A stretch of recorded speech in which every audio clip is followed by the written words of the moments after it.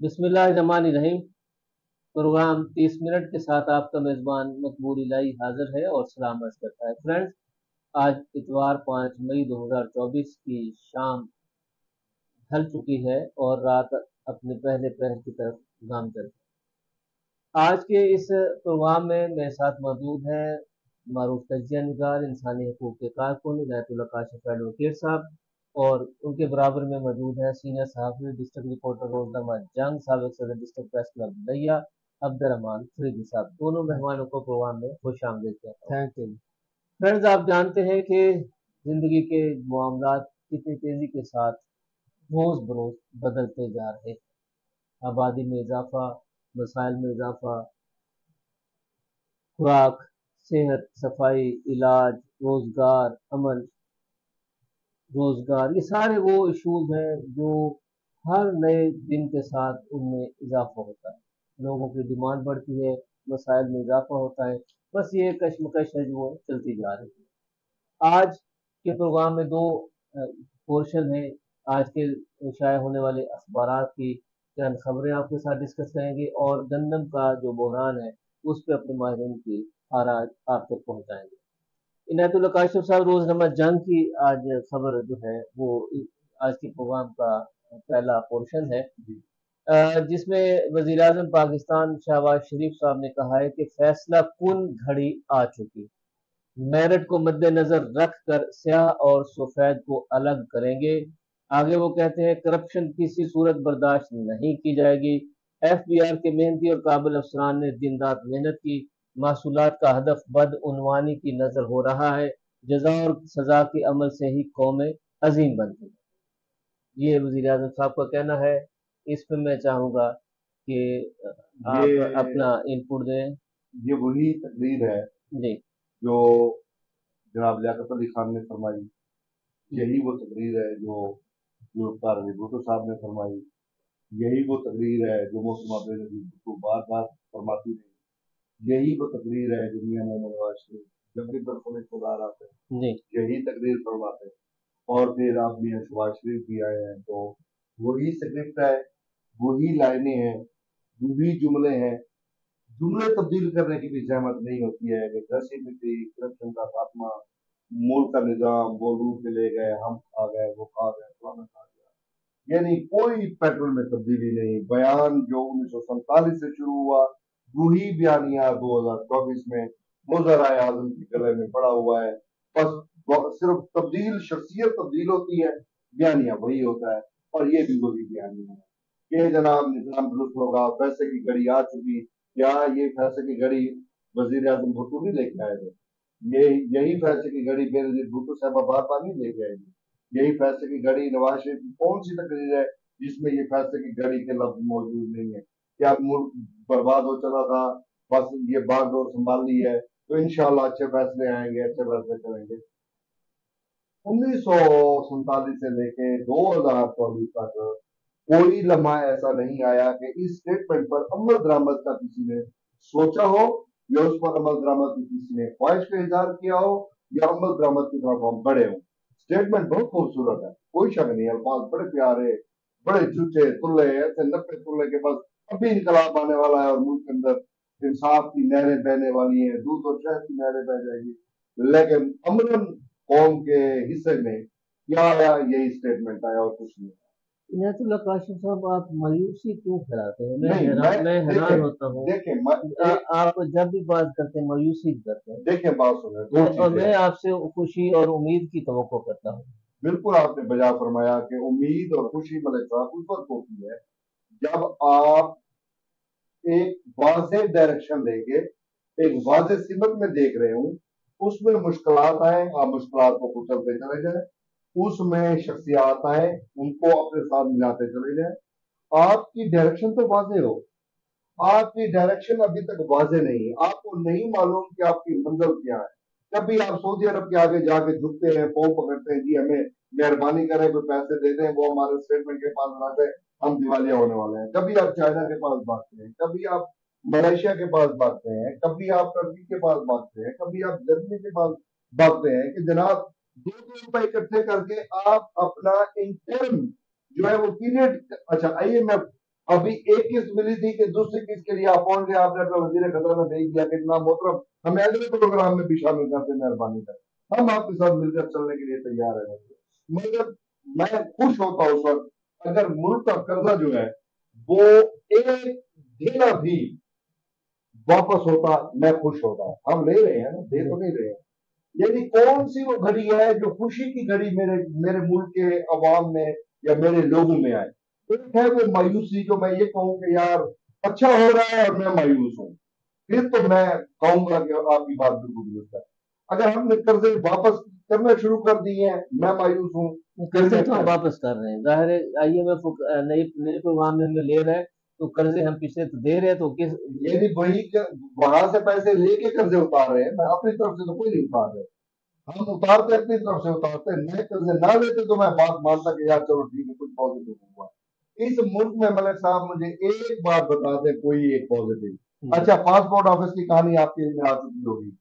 7.5 lakh passport इस वक्त pending में पड़े हुए हैं और उनके लिए कागज दस्तयाब नहीं है कि आपकी 75 साल से जो शरह नमू है वो बुलंद तरीन होती चली जा रही है और पासपोर्ट छापने के लिए उसके कागज आपके पास नहीं है। ऐसे हालात में आप कहें कि मैं कौन को ये कहूँ कि जनाब यहाँ पर दादो तहसील के डोंगरे बरस रहे हैं, मैं भी नाच रहा हूँ, आप भी नाचना शुरू कर दें, इधर भी डांस है। मगर अभी हम अब्दुल फरीदी साहब से जानते हैं। फरीदी साहब, इनायतुल्लाह काशिफ साहब ने वज़ीर आज़म साहब की स्टेटमेंट पे बहुत सारे घोषण जो है वो ओपन कर दिए और इनको तो बिल्कुल मायूसी नजर आती है, कोई उम्मीद की किरण नहीं है, ये बिल्कुल ऐसे ही, बस हम ऐसे ही चल रहे हैं। आप इनायतुल्लाह काशिफ साहब की राय से मुत्तफिक हैं या इख्तलाफ करते हैं, या मुत्तफिक हैं और इख्तलाफ करते हैं? मैं चाहता हूँ मेरे दोस्तों को आप अपनी पॉइंट ऑफ व्यू से मलिक साहब, इनायत काशिफ साहब की जो बातें हैं ना, मैं समझता हूँ 100% दुरुस्त हैं। ठीक है, ये हमारे मौजूदा वजीर आजम पाकिस्तान मियाँ शहबाज शरीफ साहब वही वजीर आजम है ना जो इससे पहले 16 माह हुकूमत कर गए थे। उस वक्त की अगर आप उस 16 माह की तकरीर पहली स्पीच अगर आप उठाए इसी वजीर आजम की जो मौजूद इस वक्त वजीर आजम पाकिस्तान है, उस तकरीर और इस तकरीर में कोई आपको फर्क मेरे ख्याल में नजर नहीं आएगा। वही तकरीर है, सिर्फ अल्फाज का जो है ना जिंदा तब्दील है, अल्फाज वही है, सही आगे पीछे अल्फाज कर दिए गए हैं, बातें फिर वही हैं। क्या ये उसी साबिक वजीर आजम साहब के भाई नहीं है जिन्होंने एक नारा लगाया था? आपको याद होगा, मुझे तो याद है, अगर आपको याद हो हमारी कौम को भी याद होगा कि कर्ज उतारो मुल्क संवारो, एक नारा लगाया गया था। उस कर्ज उतारो मुल्क संवारो पर मैंने फिर उस वक्त उस दौर में फिर एक अपने अखबार के लिए वो एक कॉलम भी लिखा था, वो भी शाया हुआ था। तो वो कर्ज उस वक्त जब मियाँ नवाज शरीफ वजीर आजम पाकिस्तान हुआ करते थे, कर्ज उतर रहा था हमारा, कर्ज उतारो मुल्क संवारो, लोगों ने बड़ी और लोगों ने फिर उसके लिए अकाउंट खुलवाए गए, लोगों ने फिर अतियात वहां जमा कराए, अपनी डोनेशन दी।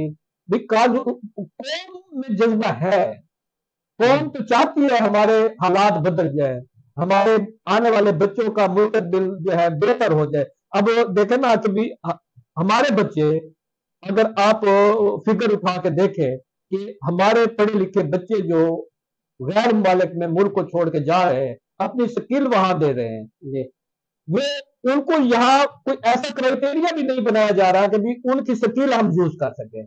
सही। अब एक और जो है वो स्पेस में हमने भी वो अपना खलाई मिशन भेजा है, वो क्यूब कमर भेज, हाँ जी, वो एक कभी उसके ऊपर हम जो है ना वो बहुत ढंडोरा पीट रहे हैं। वो भेजने वाले तो चाइना है, भेजी क्यों है उसको? उसका मकसद क्या है? उसका मकसद है सोशल मीडिया के हवाले से इकदाम करना। नहीं है अच्छा मकसद कोई आप वहां से वो सिर्फ फोटो देगी वहां से और कुछ नहीं करना होगा। और फोटो के जरिए हम जो है हमारे मलिक साहब, मैं एक बात और करना चाहूंगा जी कि हमारे वजीर आजम पाकिस्तान ये फरमा रहे हैं अब बस एंड हो गया है, हालात को बेहतर करना है।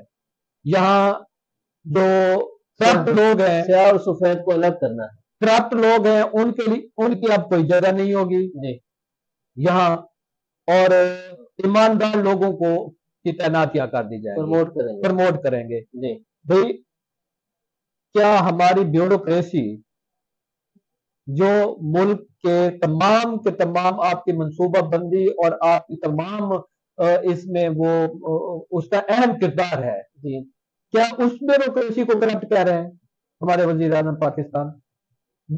کرپٹ ہے وہ، جی کیوں نہیں ہے کرپٹ؟ یہ گندم کا سکینڈل جو ہے، ہماری گندم، آج میں نے ایک پوسٹ پڑھی ہے دیکھی ہے، ہاں جی اس میں جو کسان اپنی گندم لے کر آئے ہیں وہ ان کی گندم نہیں بکی، وہ پھر وہاں روڈ پہ اسے پھیلا رہے ہیں احتجاجاً۔ جی اچھا وہ احتجاج کر رہے ہیں، ہماری گندم جو قیمت مقرر کی ہے آپ نے، حکومت پاکستان نے، اس قیمت پہ لے لے، اگر وہ قیمت پہ نہیں لیتے تو چلو کچھ کم قیمت پہ لے لے، لیکن اب بھی غیر ملکی گندم کے جو جہاز ہیں وہ اب بھی اتر رہے ہیں۔ ظاہر آرڈر دیے ہیں تو اتر رہے ہیں نا، نہیں یہ کس نے دیے ہیں؟ آپ نے دیے ہیں، میں نے دیے ہیں، انوار الحق یا ہماری قوم نے دیے ہیں؟ لیکن نا یہ اللہ کر قسمیں کھا رہے ہیں کہ میں نے نہیں دیے، میں نے بھائی اگر آپ نے نہیں دیے تو پھر کس نے دیے؟ کس سے دیے؟ آپ کا اختیار تھا، آپ سیٹ پہ بیٹھے ہوئے تھے، آپ دیکھیں نا یہاں ہمارے جو بیٹھے ہوئے سیاستدان ہیں یا جو ہمارے پردھان منتری کا ہے نا عام لفظ میں، جو ہمارے کتا دھکتا ہے، جو ان کو تو پتہ ہی نہیں ہے کہ بھی ہو کیا رہا ہے ملک میں۔ ملک صاحب یہ تھوڑی سی بات آپ کرتا ہوں، پھر آپ آدمی گندم کی خبر میں پڑھ رہا تھا اچھا چلو گندم کی جی، روزنامہ خبریں نے ایک نمایاں خبر شائع کی ہے، گندم درآمد سکینڈل، سابق نگران وزیر اعظم اور وزیر خزانہ تفتیش کے لیے طلب، تحقیقاتی کمیٹی نے انوار الحق کاکڑ اور شمشاد اختر کو طلب کر لیا، وزیر اعظم کی کل تک حتمی رپورٹ پیش کرنے کی ہدایت۔ آگے ہے جی، انوار الحق کاکڑ اور محسن نقوی کو طلب نہیں کیا گیا، خبروں میں کوئی صداقت نہیں، وفاقی سیکرٹری کابینہ کامران علی اختر۔ ملک صاحب رپورٹ آ بھی جائے تو ہونا کچھ نہیں، انوار الحق کاکڑ جتنا طاقتور آدمی ہے اس کا کوئی کچھ بھی نہیں بگاڑ سکتا، محسن نقوی جتنا طاقتور آدمی ہے اس کا کوئی کچھ بھی نہیں بگاڑ سکتا۔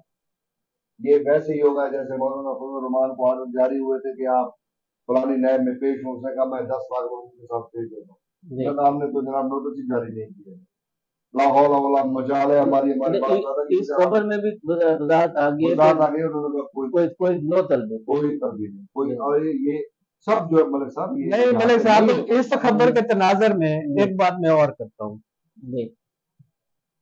یہ جو وزیر اعظم پاکستان اس وقت کے نگران وزیر اعظم پاکستان نے جس سمری پر دستخط کیے ہیں کہ گندم کو منگوایا جائے غیر ممالک سے، صحیح، وہ سمری کن لوگوں نے بنائی ہے؟ اور دیکھیں نا کوئی بھی سمری بنتی ہے ہاں جی تو اس کا پورے کا پورا ایک پروسیس ہے، بنیاد ہوتی ہے، پروسیس ہے۔ میں معلوم چاہتا ہوں سمری سے پہلے کابینہ کا اجلاس ہوتا ہے، اس میں منظوری ہوتی ہے کہ یہ جناب ہم کام کرنے جا رہے ہیں، پہلے تو ڈیمانڈ بنائی جاتی ہے کہ گندم کی ہمیں یہ ڈیمانڈ ہے، ہماری گندم جو ہے نا ختم ہونے جا رہی ہے، یہ ہماری ڈیمانڈ ہے۔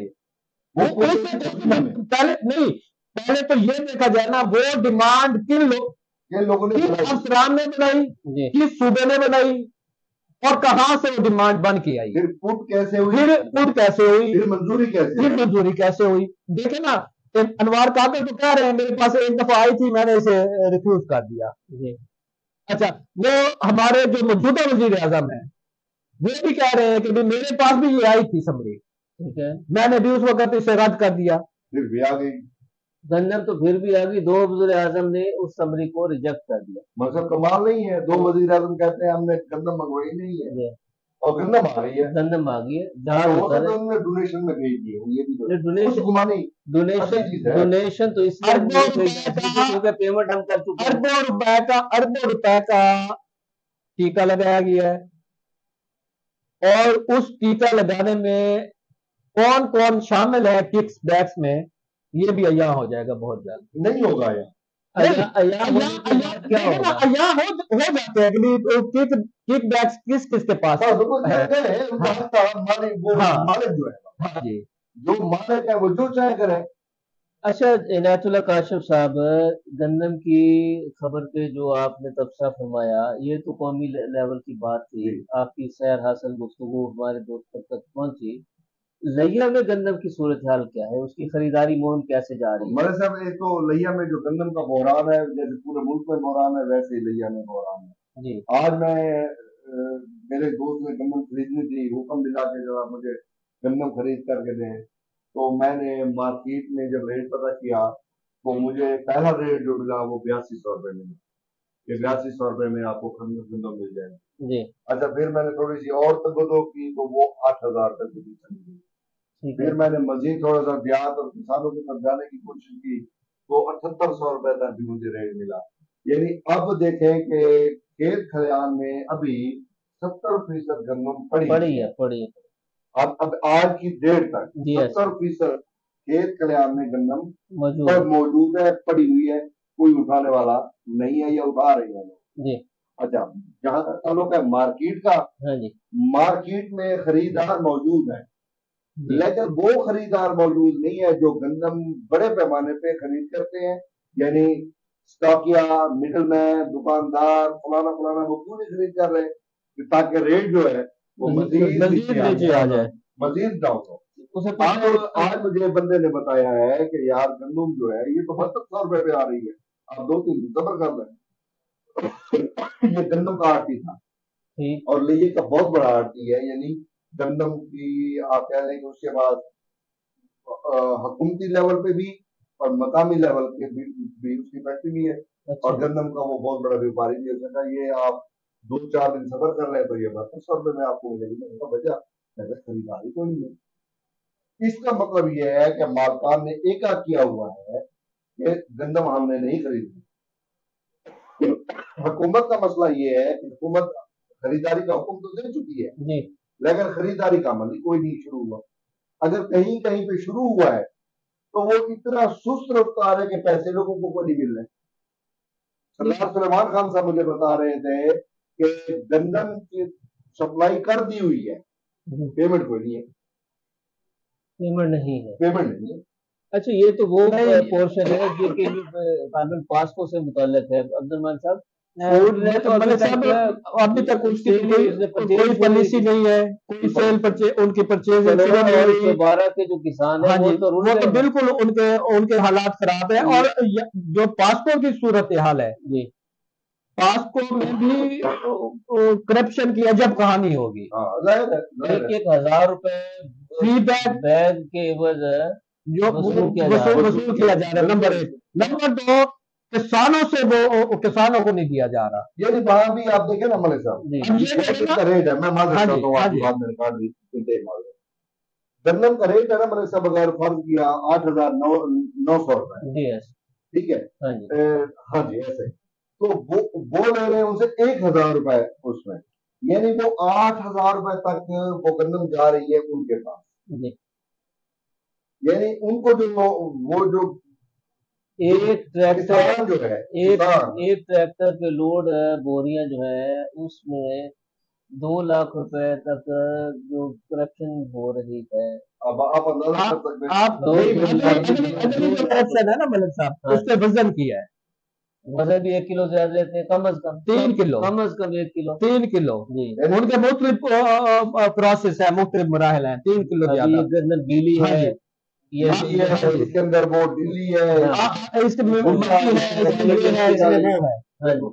तो ये सूरत हाल है, बिल्कुल ऐसे। मगर इसका कोई हल भी नजर आता है? मतलब हल मैं आपको अब एक मिसाल से ही बता सकता हूँ इसका हल। रेलवे रोड पे एक प्रोफेसर साहब थे, उनको हो गया खुदा न खास्ता कैंसर। अब उनको कैंसर भी हो गया, साथ में उनको जो है जिगर, उनका लीवर खराब हो गया, साथ में उनको शुगर भी हो गई, साथ में उनको पेट में पानी पड़ गया, कुछ 7-8-10 बीमारियां एक साथ हो गई। तो प्रोफेसर साहब के मोहल्लेदार उसके बेटे के पास आए कि यार ये साहब पीर से बाहर रहते हैं, इनको ले जाते हैं वहां, दुआ करवा लेते हैं, अल्लाह ताला हो सकता है शिफा दे। اب وہ ان کا جو اکلوتا بیٹا تھا اس نے کہا چلو میں بچڑا تھا کوئی نہیں، چلو کچھ آ دے گھنٹا رہنے ہیں۔ اب وہ جناب انہوں نے پروفیسر صاحب کو لیا اور وہ آستانے پہ پہنچ گئے اور اب دعا شروع ہوئی۔ اب وہ مولوی صاحب نے پیر صاحب نے دعا کروائی، الہ العالمین پروفیسر صاحب کو صحت کاملہ عاجلہ مستمرہ عطا فرما۔ اب وہ اس کا بیٹا کہتا ہے کہ یہاں جس کی کینسر آخری سٹیج پہ ہے، جس کی شوگر اس سٹیج پہ آئی ہوئی ہے، جس کے پیٹ میں پانی پڑ چکا ہے، جس کا برین آلموسٹ ڈیڈ ہو چکا ہے، وہ یہ صحت کاملہ عاجلہ مستمرہ اس کے لیے کیا کرے گی؟ بھئی دعا یہ مانگو اس کے لیے کہ اللہ پاک اس کی مشکلات کو آسان کرتے ہوئے اس کی موت میں آسانی فرما۔ یہ ہے وہ حقیقت پسندی جس کا ہمیں ادراک ہونا چاہیے اس سوسائٹی کے اندر۔ جب ہم لوگوں کو جیلی ہوپ میں لے جاتے ہیں، وہ جیلی ہوپ جب ان کی ٹوٹتی ہے وہ انتہائی کام خراب کرتے ہیں۔ آپ لوگوں کو سچ بتائیں، لوگوں کو سچ دکھائیں، لوگوں کو سچ کی طرف لے کے چلیں۔ مگر مایوسی تو گناہ ہے۔ میں مایوسی کی تو بات ہی نہیں کر رہا، میں اس سچائی کی بات کر رہا ہوں جو لوگوں کو اصل میں بتانے کی ضرورت ہے۔ اور ہم مایوسی کی آڑ میں سچائی کی لیبا بوتی کر کے جان چھڑوا لیتے ہیں۔ اچھا یہ خوشخبری بھی ہے، خوشخبری ہے، خوشخبری کی خبر آ گئی ہے، بڑی خوشی کی خبر ہے کہ پیپلز پارٹی وفاقی حکومت میں شمولیت پر مان گئی اور 8 وزارتوں کی پیشکش بھی انہیں ہو گئی ہے۔ 2 وزارتیں سندھ، 2 بلوچستان، 4 وزارتیں پنجاب سے تعلق رکھنے والے پارٹی رہنماؤں کو دی جائے گی۔ صدر پاکستان ان کا، گورنر ان کے، جی سینٹ کا چیئرمین ان کا، جی قومی اسمبلی کا ڈپٹی اسپیکر ان کا، ڈپٹی اسپیکر ان کا، اسپیکر تو مسلم لیگ کا ہے، نہیں deputy speaker Pakistan people party کا ہے ان کا۔ اچھا باقی بچ گئے تھے 8 وزارتیں، وہ بھی دے گئے۔ کون سا مضبوط حکومت کے لیے اتنی تو قربانی دینی پڑے گی؟ کون سے مضبوط؟ یہی مخلوط حکومت نہیں تھی سابقہ؟ مضبوط اور مخلوط حکومت نہیں، یہ سابقہ مخلوط حکومت یہی نہیں تھی۔ لتائے جائیں گے پیچھے 16 ماہ میں جو انہوں نے لتائے دیے ہیں وہی دیں گے۔ کون سا بڑا تیر مارنے کے لیے ان کے پاس پروگرام موجود ہے؟ اس وقت وزیر خارجہ نہیں تھے جناب، chairman Pakistan people party Bilawal Bhutto Zardari. یہ ایک اور خوشخبری ہے آپ کے لیے، آپ دیکھیں کچھ تو اچھا نکالے نا۔ یہ جناب بجٹ میں سرکاری ملازمین کی تنخواہوں میں 12% تک اضافہ مطلب ہے۔ میں اپنے اگلے مہمان جو آنے والے ہیں ہمارے پروگرام میں افضل صفی صاحب، یہ ان کے لیے خبر ہے، یہ ان کو فائدہ ہوگا، ان کی تنخواہوں میں اور مراد میں۔ یہ خوشخبری ان کے لیے ہے، ان کے لیے، آپ کے میرے لیے اور عوام الناس کے لیے، عام الناس کے لیے اس میں کوئی خوشخبری نہیں ہے۔ اس میں باہر یہ خوشخبری تو ضرور ہے کہ اگر ہمارے کسان سے گندم کا جو بحران یا گندم کے حوالے سے اس کی جو گردن کاٹی جا رہی ہے، اگر اس کی گردن پہ جو رکھا ہوا پاؤں ہے وہ اٹھا لیا جائے، اس کی گندم خرید کر لی جائے، تو اس کا الٹیمیٹلی آپ کا اس کا فائدہ صرف کسان کو نہیں ہوگا، ہماری مارکیٹ کو ہوگا، ہمارے تاجر کو ہوگا، ہمارے صنعت کار کو ہوگا، ہماری قومی آمدن کو ہوگا۔ اگر یہ کسان کو ذبح کرنے پر ہی تلے ہوئے ہیں تو یہ سمجھا جا سکتا ہے کہ ہم اپنی اکانومی کو اپنے پاؤں پر کلاڑا مار رہے ہیں۔ اس میں کوئی دوسری رائے نہیں ہے۔ 75% لوگ ہمارے زراعت سے وابستہ ہیں، اور اگر 75% لوگ اگر آپ نے ان کو ذبح کر دیا، ان کو پریشان کر دیا، تو اس کا مطلب یہ ہوا 75% کسان اس وقت شدید پریشان ہے کیونکہ گندم کی اس پہ قیمت نہیں مل رہی۔ گندم کی قیمت جب نہیں ملے گی تو وہ اگلی کاشت کیسے کرے گا؟ اگلی کاشت جو بھی کسان کاشت کرتے ہیں نا وہ قرضے کے اس کے اوپر کاشت کرتے ہیں، تو بیج جو ہے وہ کسی اور سے ہوتا ہے، کھاد کسی اور کی ہوتی ہے، زرعی ادویات کسی اور کی ہوتی ہیں، یہ وہ سارا کے سارا اس نے قرضے کے نیچے وہ سارا کچھ کیا ہوتا ہے۔ جب تک یہ ٹولہ موجود ہے ملک میں برسر اقتدار ٹولہ، یہ جب تک موجود ہے، نہ کوئی کسان پالیسی بننے والی ہے، نہ کوئی لیبر پالیسی بننے والی ہے، نہ کوئی تجارت کی پالیسی بننے والی ہے، نہ کوئی معاشی پالیسی بننے والی ہے، نہ قرض اتارنے والی کی پالیسی بننے والی ہے۔ یہ انٹرم پیریڈ کے لیے آتے ہیں، ان کو لایا جاتا ہے، یہ آتے ہیں، یہ کچھ پالیسیز جو انٹرنیشنل مافیا ان کو تھماتا ہے، یہ اسی پہ عمل درآمد کر کے آگے بڑھ جاتے ہیں، جی جتنا کر سکتے ہیں کر لیتے ہیں، باقی پھر نئے لوگوں کی تیاری شروع ہو جاتی ہے۔ 75 سال سے اس ملک میں یہی کھیل کھیلا جا رہا ہے اچھا جناب، اور یہی ختم ہوگا۔ وفاقی وزیر پیٹرولیم اور فوکل پرسن نے کہا ہے مصدق ملک صاحب، وہ فرماتے ہیں کہ ہمیں سعودی عرب سے مدد نہیں ترقی چاہیے۔ ترقی ہم نے اپنی کرنی ہے، ان کی کرنی ہے، انہوں نے آ کے ترقی کرنی ہے، پہلے آتے نہیں ہے ہمارے یہاں شہزادے ترقی کے لیے۔ سعودی عرب سے ہمیں کیا ترقی، وہ خود کون سا ترقی یافتہ ملک ہے؟ پہلے تو ہمیں یہ بتائیں نا، سعودی عرب نے کیا دنیا کی بہت بڑی اکانومی ہے؟ مسلمانوں کے لیے ایک حجاز کی وجہ سے، مسلمانوں کے حوالے سے، حج اور اس حوالے سے اس کا ایک رول بنتا ہے۔ اس کے علاوہ سعودی عرب کا مجھے عالمی اس میں رول تو بڑا ہے، کیا ہے؟ آئل انڈسٹری ہے، وہ ان کو چلانے والے وہ نہیں ہے۔ آئل انڈسٹری جتنی بھی ہے وہ کیپچر کسی اور نے کی ہوئی ہے، ان کا ذریعہ آمدن تو بڑا آئل ہے۔ ہاں جی، اس کے علاوہ ان کی کیا ایجاد، کون سی ان کی بڑی ایجادات ہے؟ سوئی تک وہ بنا نہیں سکتے، یعنی وہ اللہ تعالیٰ کا کرم یہ ہوا کہ تیل نکل آیا۔ وہ فرماتے ہیں کہ 30 کمپنیوں کا وفد آج پاکستان یہ آئے پہنچ گا، گیا ہے۔ ہمارے نوجوان جلد نوکریاں دینے والے بن جائیں گے۔ نوکریاں لینے والے دینے والے، یہ خبر اللہ کرے، اللہ کرے دنیا ایسا نے ہونے کا خبر ہے۔ کمپنیاں ان کی آ رہی ہیں، نوکریاں ہم دیں گے۔ تو یہ ہمارے پاس کوئی کوئی بزنس کا شروع ہوگا نا، معاہدے ہوں گے، نئے نئے جابز آئیں گے، نئے نئے منصوبے آئیں گے، نوکریاں لیں گے نا ان سے ہم۔ کام شروع ہوگا تو ترقی ہوگی، ہمارے ملک میں ترقی ہوگی۔ لیکن اپنا کچھ نہیں بنانا، جی ان کی کمپنیوں میں ملازم پہ حاصل کر کے ترقی کی راہ پہ ہم گامزن ہوں گے، اپنا کچھ نہیں کرنا۔ اچھا جناب، پی ٹی اے کی 5 لاکھ نان فائلرز کی سمز بند کرنے سے معذرت۔ ہاں جی، یہ ہمارے جو ٹیکس نیٹ ہے نا جی، جی یہ ہمارے ایف بی آر نے کہا ہے کہ بھئی جو ٹیکس نیٹ میں نہیں ہمیں آ رہے جی تو ان کی سمیں جو ہے نا وہ ہم بند کریں۔ ہاں جی اچھا، پھر انہوں نے پی ٹی اے کو کہا کہ یہ ہمارا پروجیکٹ ہے، اس میں آپ معاون ہوں، کیونکہ وہ پی ٹی اے کے کنٹرول میں ہے سمیں بند کرنا۔ جی تو پی ٹی اے نے جب یہ دیکھا تو انہوں نے انکار کر دیا۔ یہ ہمارے ملک کی پالیسیاں ہیں جو بار بار ہم بات کرتے ہیں نا کہ بھی ہمارے ملک کے جو منصوبہ ساز ہے نا، اس ملک کو برباد کرنے والے اصل وہ ہے، باقی کوئی نہیں ہے، آپ میں نہیں ہے۔ ان پڑھ بندے نے نہیں، پڑھے لکھے نے برباد کیا۔ اصل بربادی کے موجب ہمارے منصوبہ ساز ہے، اور جو جن کے پاس منصوبے اختیار بناتے ہیں۔ اچھا، جو منصوبے بنا کے ہماری جو سیاسی عمادین ہیں جو حکومت میں آ جاتے ہیں، وزیر اعظم کی شکل میں، صدر پاکستان کی شکل میں، سینٹ کے چیئرمین کی شکل میں، وزراء کی شکل میں، وہ منصوبے ان کے چل رہے ہوتے ہیں، اچھا، نہ کہ ان کے چل رہے ہوتے ہیں۔ وزیر اعظم وزیر اعلیٰ پنجاب صاحبہ نے، مریم نواز صاحبہ نے کہا ہے کہ 2 لاکھ مریضوں کو گھر کی دہلیز پر مفت ادویات پہنچائیں گے۔ ہیپاٹائٹس، ٹی بی اور دل کے امراض میں مبتلا مریضوں کو 2 ماہ کی ادویات دی جائے گی۔ تو وزیر اعلیٰ ادویات لے کر مریضوں کے گھر پہنچ گئیں۔ ویسے یہ ٹوپی ڈرامہ ہے، ٹوپی ڈرامہ ایسا ہے کہ آپ کو پتہ ہے ٹی بی کا جو مرض ہے جی وہ ایک پروجیکٹ کے تحت اس کا علاج چل رہا ہے، وہ آلریڈی چل رہا ہے، لوگوں کے گھروں میں ادویات آ رہی ہیں۔ یہ نہیں ہے کہ وہ لوگ ادویات ٹی بی کے لیے لے کے اچھا ہمارے پھر کینسر کا ہے، اس کا ہیپاٹائٹس کا ہے، وہ بھی پروجیکٹ کے تحت چل رہا ہے۔ تو اس پروگرام کا وقت ہمارے نزدیک ہو گیا۔ ایک اور خبر ہے ایجوکیشن سے ریلیٹڈ ہے اور بڑی اہم خبر ہے۔ سی ایس ایس کا نتائج کا اعلان کر دیا گیا ہے، صرف 2.96% امیدواروں نے کامیابی حاصل کی اور 13,008 امیدواروں نے حصہ لیا۔ تحریری طور پر 401، وائوے کے بعد 386 امیدوار کامیاب ہوئے۔ 210 امیدواروں کو گریڈ 17 میں تعینات کیا جائے گا، 126 مرد، 84 خواتین۔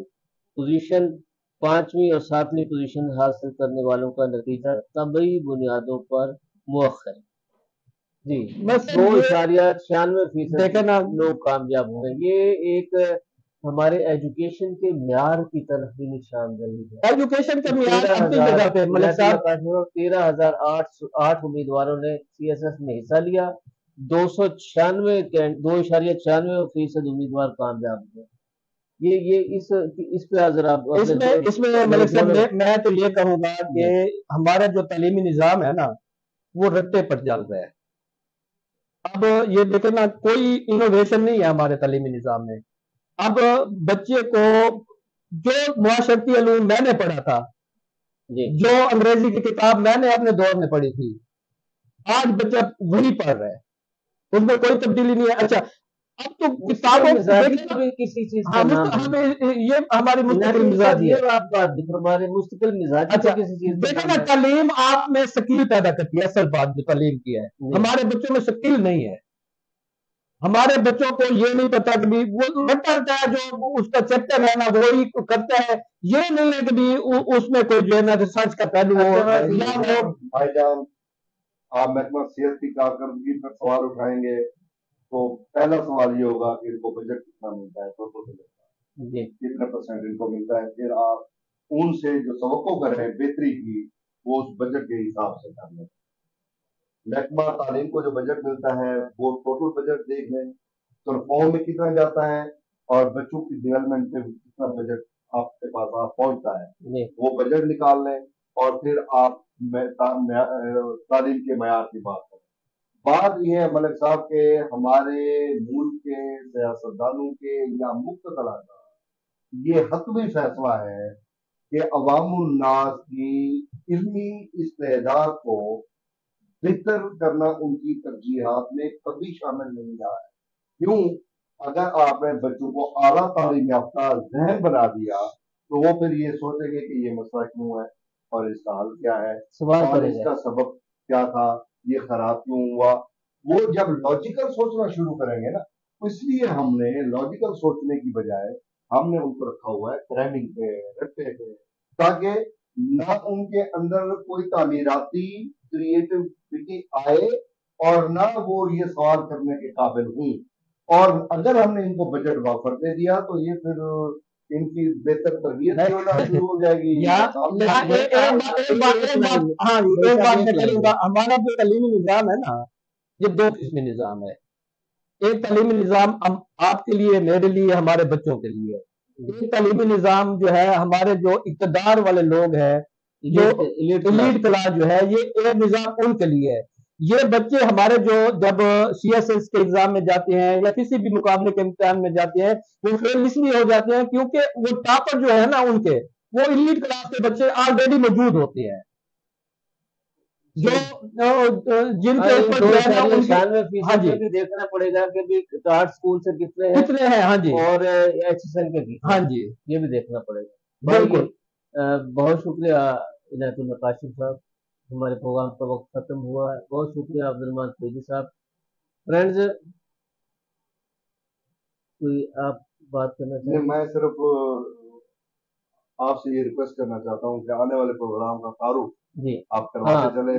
میں معافی چاہتا ہوں. پروگرام کے ذریعے ویلکم جو ہے وہ ہو جائے. جی میں معافی چاہتا ہوں. جی فرینڈز، لیا ٹی وی کے ایچ ڈی کے اس وقت پروگرام کے بعد ہمارے لیا کے اور بلکہ جنوبی پنجاب کے معروف شاعر محمد افضل صفی صاحب، آپ پروفیسر ہیں اور گورنمنٹ کالج کرول سن میں تدریسی فرائض سر انجام دے رہے ہیں. لیا کے معروف شاعر ہیں، معروف ادیب ہیں. وہ پروگرام میں بطور مہمان شریک ہوں گے اور ان کے میزبانی کے فرائض سر انجام دیں گے محمد لطیف قمر صاحب.